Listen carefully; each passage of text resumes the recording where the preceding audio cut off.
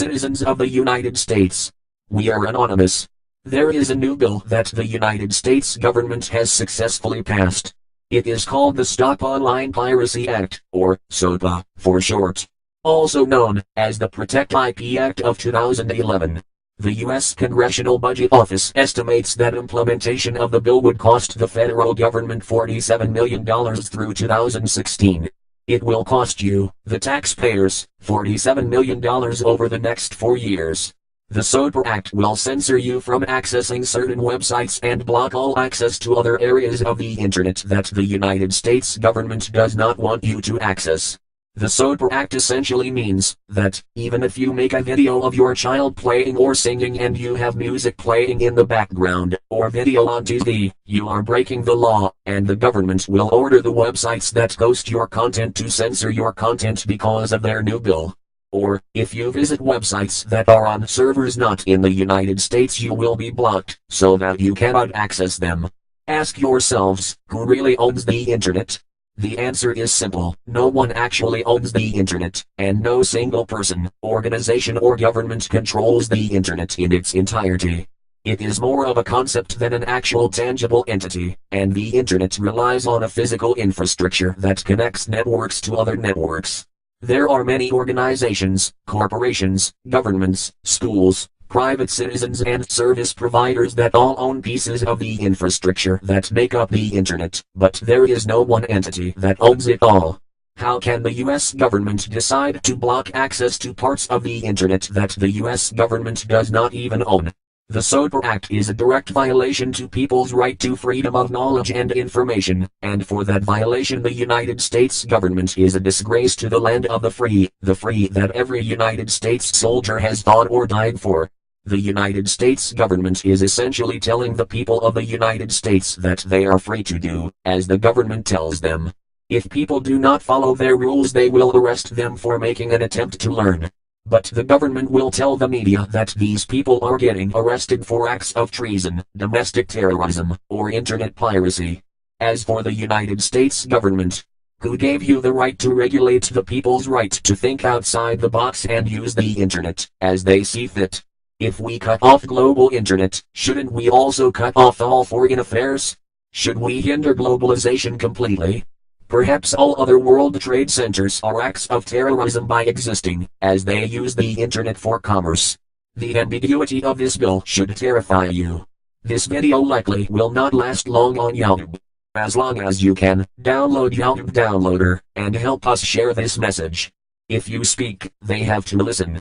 If they do not listen, their blatant disregard for the people will not go unnoticed, and is not acceptable. Doing nothing is the worst thing you can do. We are anonymous. We are legion. We do not forgive. We do not forget. Expect us.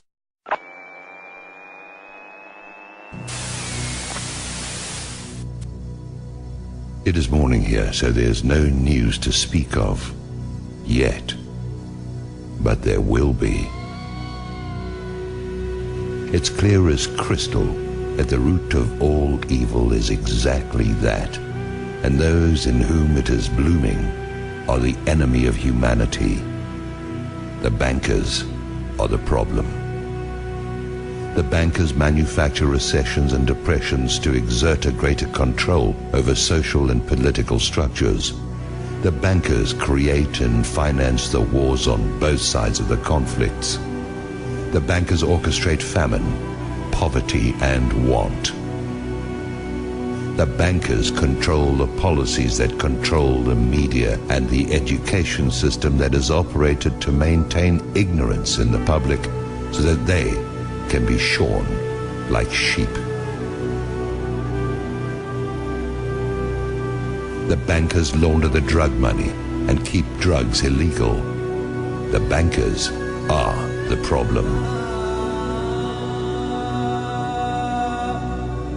The international banker is the scum of the earth, and they have to be brought to account. What will accomplish this? There are several possibilities. One of them is a real run on Wall Street, where the public goes into their offices and dispenses frontier justice on their person.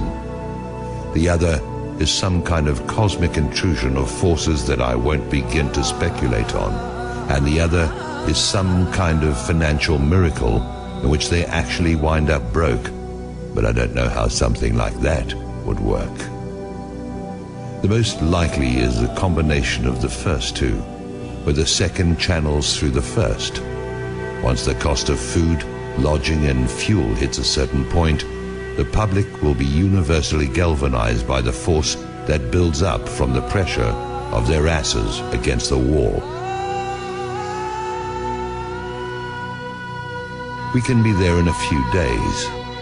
Once the system begins to collapse, it will have its own speed of free fall, and things will move at a spectacular rate of change. It will be like the way weather can suddenly transform in the South Seas. At the point when this begins to occur, the probability of global conflict will accelerate to maximum thrust. This is the primary truth about imperial currency activity. When the money goes south, violent attention goes east.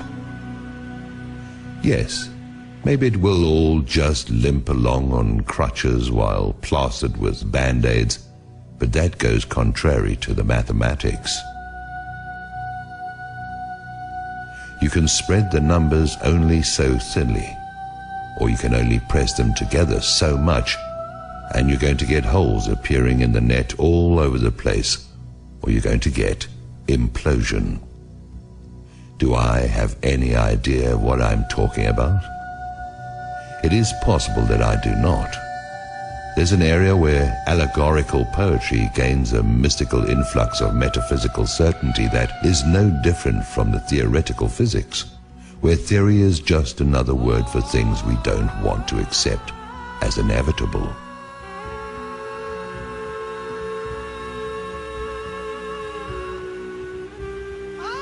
Maybe freedom's just another word for no one left to screw.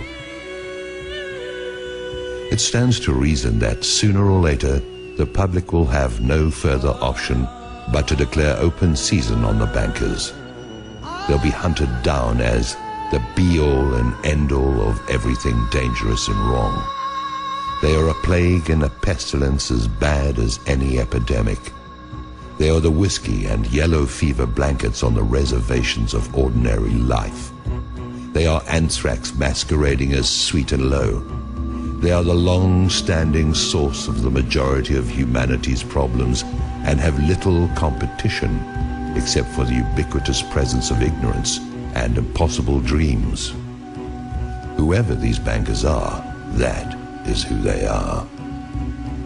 When the shit hits the fan, as it is going to do at any moment, the guilt of the banksters is going to stand out like zits on a beauty queen.